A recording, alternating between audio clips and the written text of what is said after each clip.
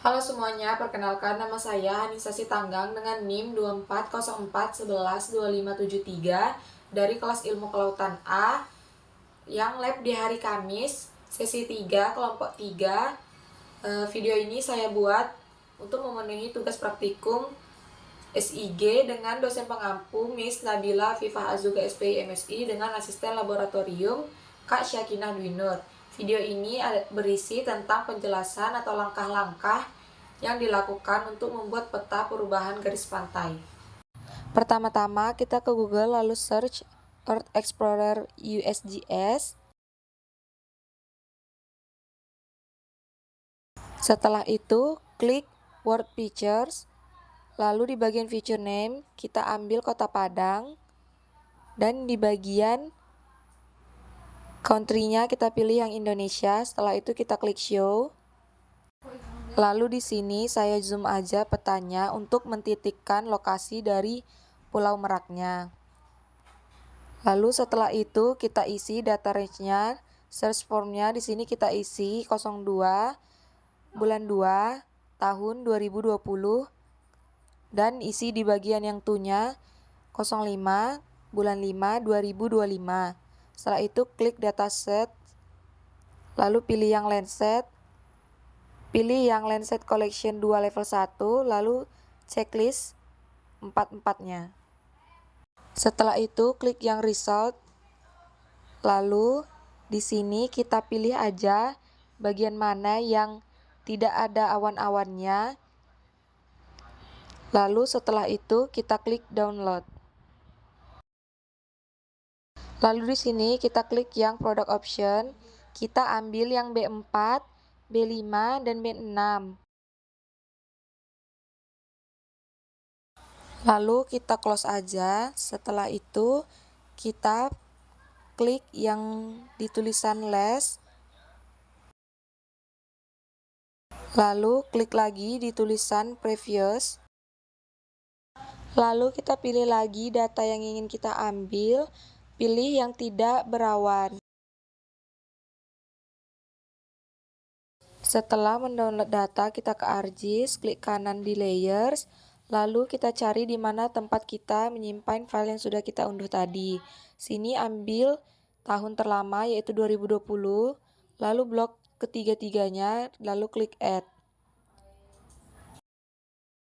Setelah itu kita klik Art Toolbox, kita pilih yang Data Management Tools, Raster, Raster Processing, lalu pilih yang Composite Band.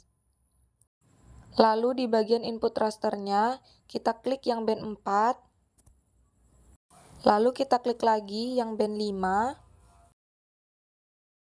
lalu kita klik yang band 6.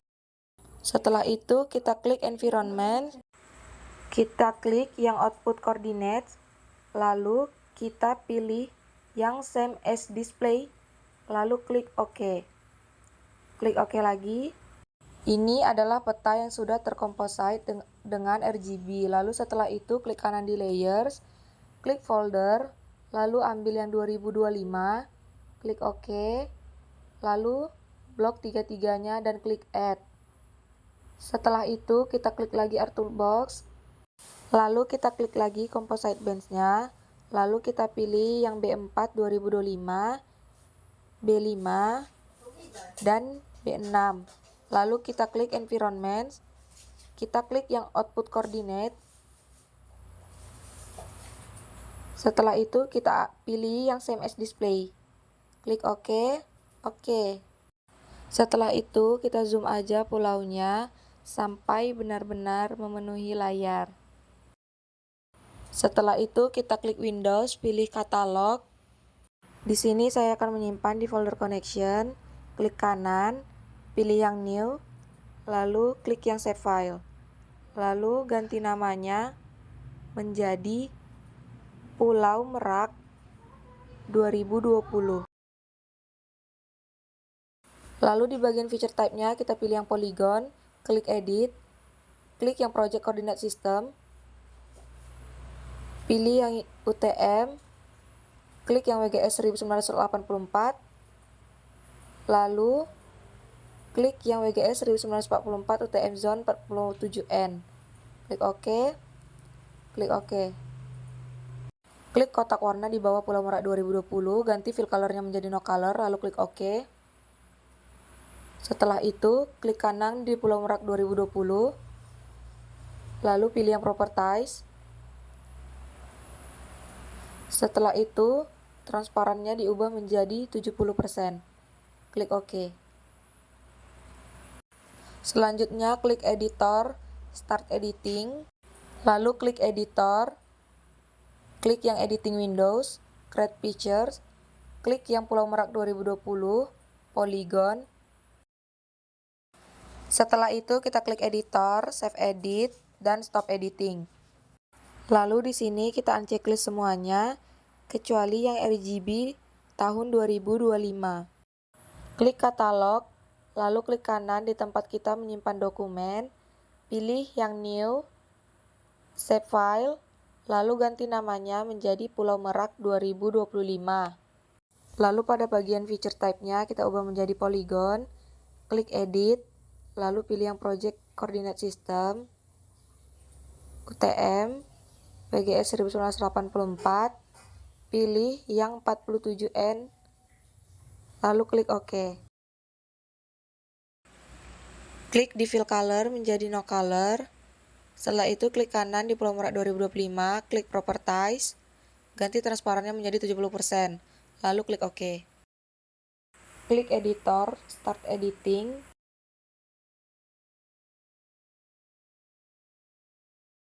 lalu klik create pictures, klik Pulau Merak 2025, polygon, klik editor, save edit, dan stop editing. Klik Windows, search, lalu ketik polygon to line, pilih yang paling atas, setelah itu drag yang Pulau Merak 2025, lalu ganti namanya menjadi Pulau Merak 2025 line. Environment, output coordinates, lalu pilih yang same as display. Klik OK. Setelah itu klik polygon to line lagi, lalu drag folder yang Pulau Merak 2020, ganti namanya menjadi Pulau Merak 2020 line. Environment, lalu output coordinate, pilih yang same as display, lalu klik OK. Lalu kita search lagi, kita ketikkan buffer, pilih yang paling atas, setelah itu kita drag Pulau Merak 2020 line. Lalu kita ganti namanya menjadi buffer. Di bagian linear unitnya kita ketik 25. Lalu kita ganti namanya menjadi buffer Pulau Merak 2020. Lalu kita search lagi polygon to line.